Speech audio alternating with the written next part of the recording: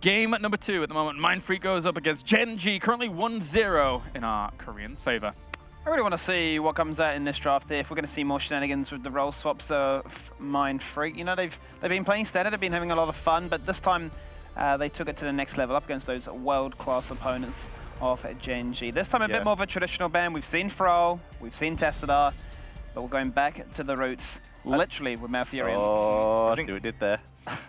Quick gaze axe again. Oh, the All-Rock ban. I think we're going to see a weird first pick here. I mean, I'd like to mention something quickly behind the scenes that the audience unfortunately rarely is able to see. The fact that right after that game and right before we headed into the draft, Gen.G were laughing, having a wonderful time and chatting. Second the draft starts, deadly serious. They are prepared. Yeah, I mean, you've got Noblesse here, right, like I was mentioning earlier, and it's going to feel, just going further on to what you were talking about earlier, Skimmy, about how this is a tournament where we can get experience, we can learn, we can try to grow from this group stage. And that's something that Australia, Latin America have said for the longest time throughout here at the Storm History International, right? Yeah. So now you're playing against literally Heroes of the Storm gods. This is the most successful esports team ever, best paid team. Like, they have an incredible coach who's like won world championships. So I feel like in some ways when we saw that first kill in that last game, when the screams are going off in that top lane kill, you feel like you've wounded a god. You feel like you've made a god bleed. They were screaming as well, right? They're like, let's go, boys, which that hasn't happened in the other games when we've been in the studio here. And I mean, it's one thing to watch a replay and study, you know, what these major region HGC teams are able to accomplish. But when you yourself are facing the beast and be like, wow, I actually got outplayed. If it bleeds, we can kill it, as a famous movie character once said. But the fact is, Mindfreak, they were able to take 4 kills in that first game, but they did lose pretty much everything else. But right now, their comp, once again, their opening start of the draft looks incredibly scary. And once again, you know, it's Korea looking weak, right? 7 kills against Ballistics, Wolf. You know, these Koreans, you know, ANZ are slowly catching up. The gap's closing. All right, so what I want to talk about just really quick here. Oh, they're mad about the reaction. Yeah. But look, what I want to talk about really quick is Lightning Breath has been pretty horrible this event. Yeah, it's not. Let's be real. Like, sure, Gen.G used against Fnatic to find great success yesterday on Volskaya, but otherwise we haven't seen too many. I mean, we've seen Lightning Breath win, but it hasn't been the big impactful heroic that we weren't wondering where it was going to be because it was banned and then unbanned and fixed. We weren't sure where it was going to lie, but it feels very weak. I'm hoping we get to finally see the APOC Void combo here, go back to old school Diablo style. That's what I want to see. That's what this draft is leaning towards to me. I'm kind of sad that Sonya's on the other side, because I was hoping that Mindfreak here in a second game against Gen.G, what would you do? You've got in the garage, throw in an old school diva, just throw the mech at them. Hit him with the bunny hop, make Easter come around quicker. Yeah. It's just been. What you are? Yeah, make it come around again quicker. Yeah, oh, yeah, it's in the future. It's always in the future. We had Wolf, we'll have him again. Yeah. We've had Easter, we'll have it again too. Wolf is omnipresent when it comes to this event. I'm here all the time. So, I mean, the Oriole ban would be definitely a target towards the Oriole Valor composition, which Mindfreak are very, very comfortable with, and it's obviously super proficient on a map like this where that 4-team sort of matchup is the go-to. Zarya is exciting. We've heard murmurs about the Zarya, and the Zarya is going to be unleashed for the first time this tournament here, paired with a Cassia, which we saw some success with yesterday as well. It's played very effectively. It was with was that with an Ariel as well, actually?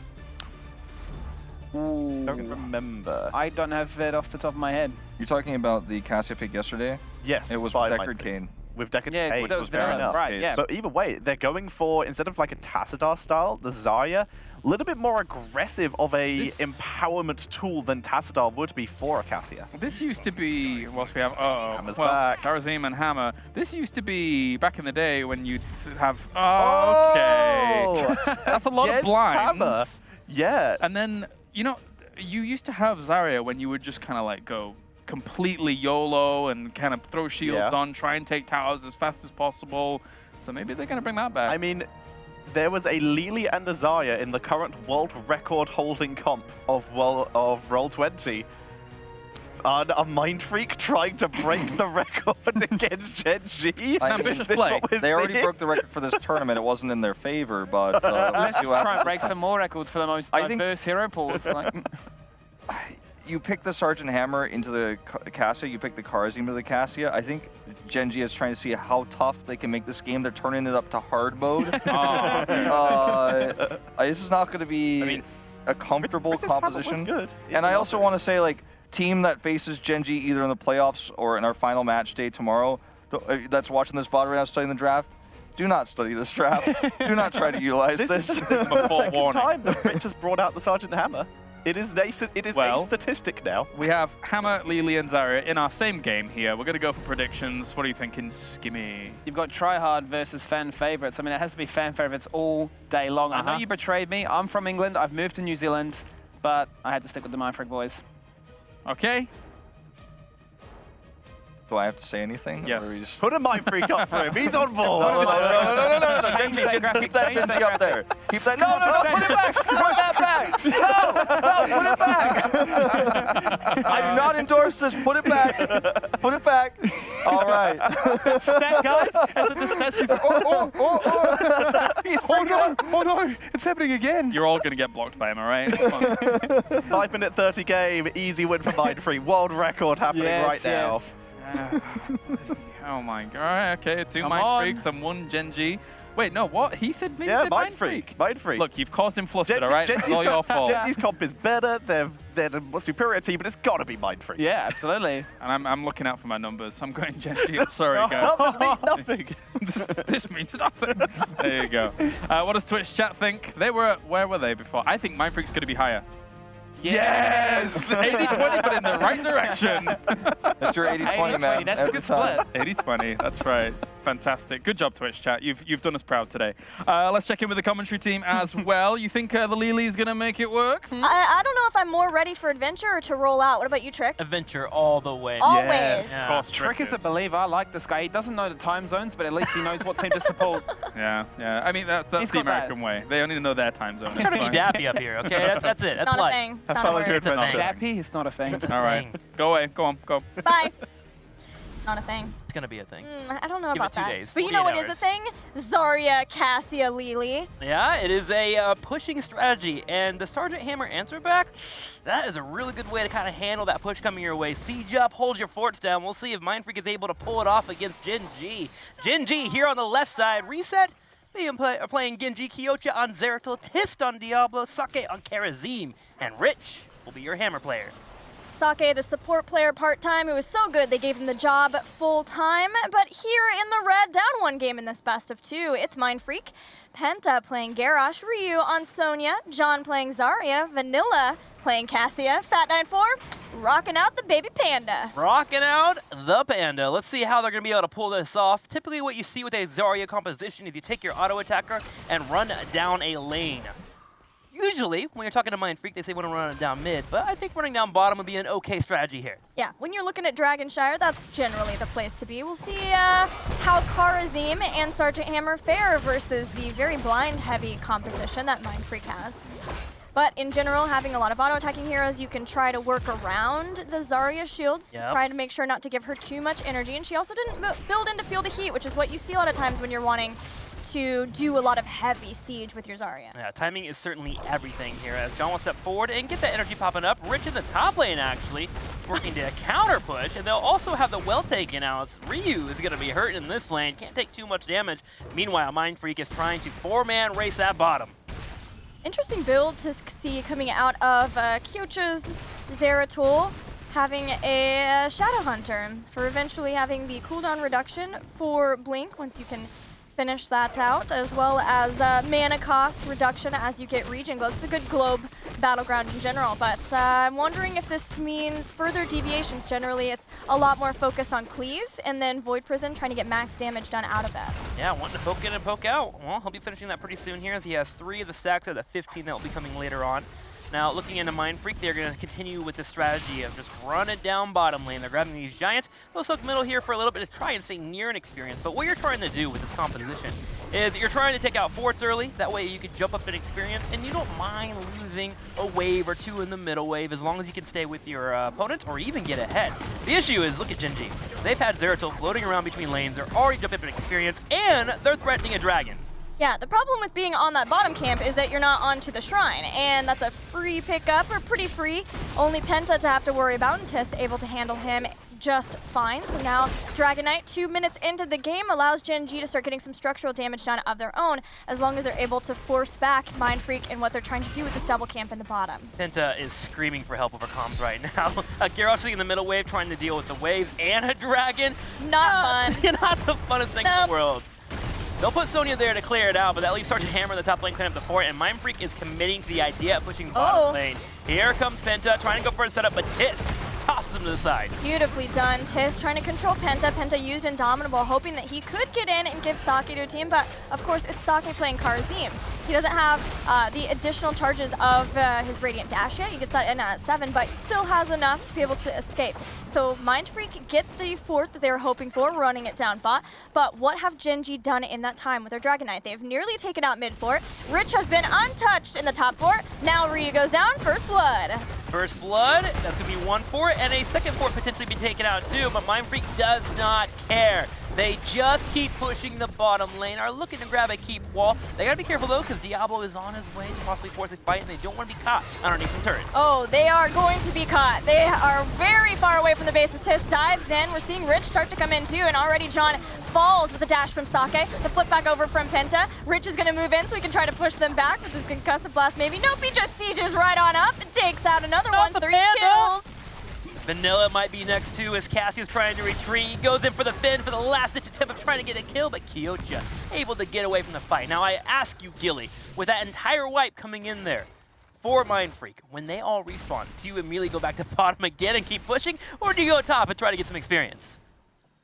I have no idea what their plan is from here. We're seeing them group up in the mid. They're gonna get a camp to push back the top slightly, but it's problematic that Gen.G got so much done. It should be pretty easy pickings to go in and get that mid fort. From there, it's only the bot fort remaining. Once they get to heroic abilities, it should be a free Dragon Knight, unless Mindfreak has anything else in their arsenal. Maybe they can get some kills before Gen.G get to the critical mass of heroic abilities. But what do you think? I say push top. All right. But they're not going top. They got the Night Camp instead to kind of counter what's against Gen.G and that camp coming in the top lane. Should be able to get that to go in favor of Gen.G with a little bit of clearing. While the rest of Mindfreak now group up as 5 actually down here by the Bermuda Triangle. And they are looking to potentially start setting up a push for the Giants. I'm actually kind of curious if they're going to come in here and fight against Diablo though and Karazim. No heroics yet, so no lightning breath to scare them away. Going in. Apocalypse in this. They move in. It's given. Okay. Start to hammer over the wall. Vala, or Vanilla, fins in to get there. I really think that was the into the fray even. The Sake's fine. Last second heal coming in from Sake to keep Rich alive. I thought maybe, just maybe, the tornadoes from Lily would get that pick off, but Rich is just fine and dandy. And setting up the defending gets us keep push. But there will be a decent amount of Giants here, as the Giants are looking to clear out that wave on the backside. All right, so we're back to business for Mindfreak here in the bottom lane. Gen.G almost through heroic abilities. Zeratul getting the Dragon Knight in the mid for free, as he'll start sieging down to take out that fort in the mid. Heroics on almost online, which means Gen.G are trying to set up to fight this. Keep Mindfreak here so they can engage the minute that they get heroic abilities, and the Dragon Blade is there. Dragon Blade's there, and it is swipe, and there's a lightning breath too. Wolf gonna see a win now finally on that heroic, as 4 members of Mindfreak are taken out. Fat 94 though, the Panda's gonna go on an adventure. She's gonna try and take on 4, but alas, it does not work out.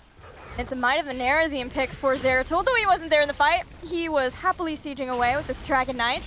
With a 3-level lead now, Mindfreak are a mile away from heroic abilities, and Gen.G taking out so many of them can start taking down some of these final structures, work on opening up a way to the core to win this game too. Don't worry, Mindfreak is scaling. They'll get to their power spike at some point in this game. We just gotta wait and witness when that eventually will happen. Kyoja blinks away with the dragon falling down, a little bit of damage on that keep in the middle, so Mindfreak still has their keeps up, but they're just waiting for that level 10 while Gen.G clears up forts and plays for 13.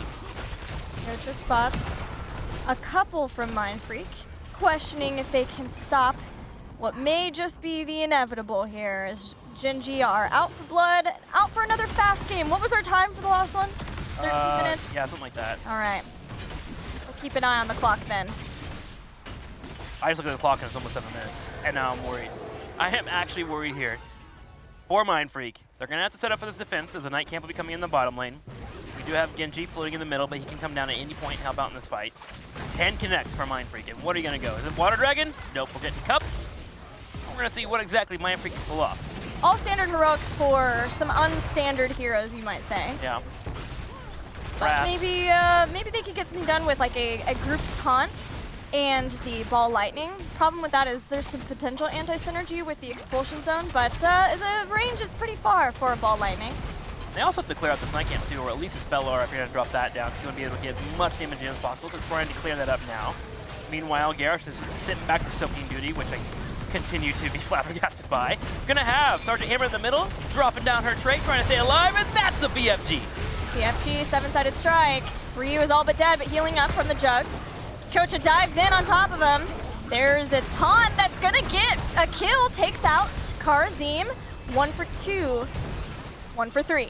And Reset just goes in and gets the easy cleanup. John now sitting on the side may have to fully back and heal, kind of low on HP. You don't want to have Zeratul and Gen.G diving you, but at least they hold their keep. Gen.G doing their best though to try and start sieging away at these minion waves, and Rich slowly guiding away.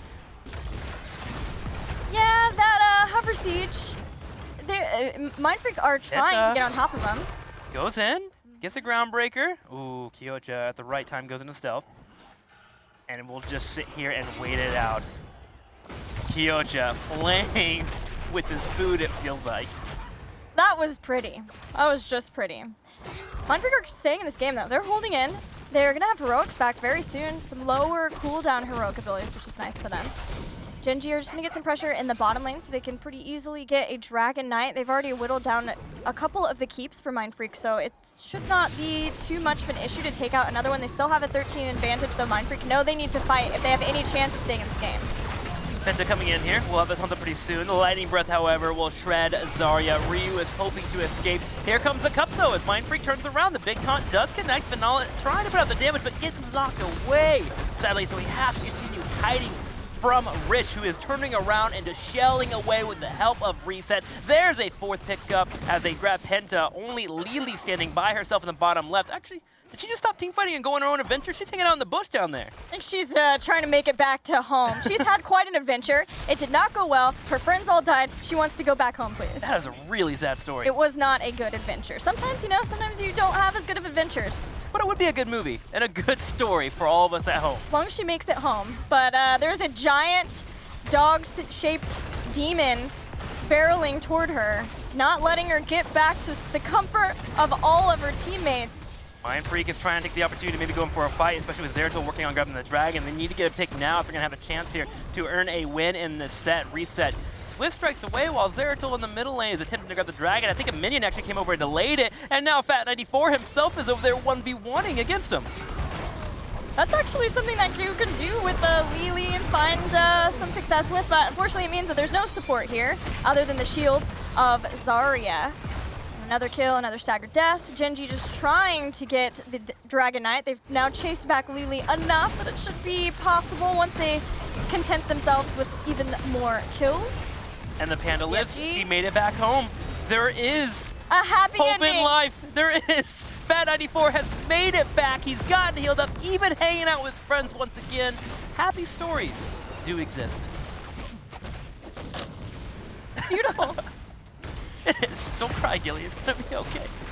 Just a bad Groundbreaker comes out, but Zarya gets deleted. Vanilla is next. He's getting popped right into Rich here, who turns around and brings out those auto attacks, even knocking him away. Vanilla holds for now, but Kyocha is dancing around the fight. Looking to see who we can shove into a well, into a wall, something. Flips over Vanilla.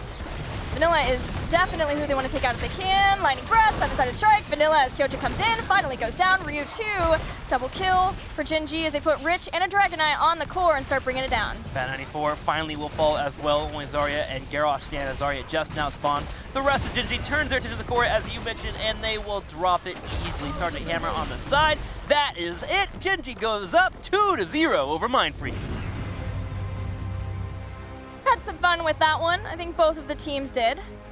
I'm just inspired, honestly, by Fat94 and his journey back home. That was a long, long adventure around the map, all the way through the bottom lane to the mid, fought a dragon, and still made it back to his friends. So whether or not Gen.G gets a victory here, there's still a story that can be told for days on end. There is a lesson to be learned from Fat94, I feel. Yeah. All of us can learn something from this Lily, have a takeaway, you know, there's some sort of lesson there. I'm not sure what, but I think it's there. I'm sure the panelists will probably have a better lesson that they can teach us, but we'll go to them pretty darn soon. Gen.G coming out, continuing to be dominant in this tournament. The MSB is starting to look like it might just be theirs, Gilly. Yeah, I don't know. With especially their victory yesterday, I feel like that was... they're just looking so dominant. But let's check in with the panelists and see just what they thought about Fat94's adventure.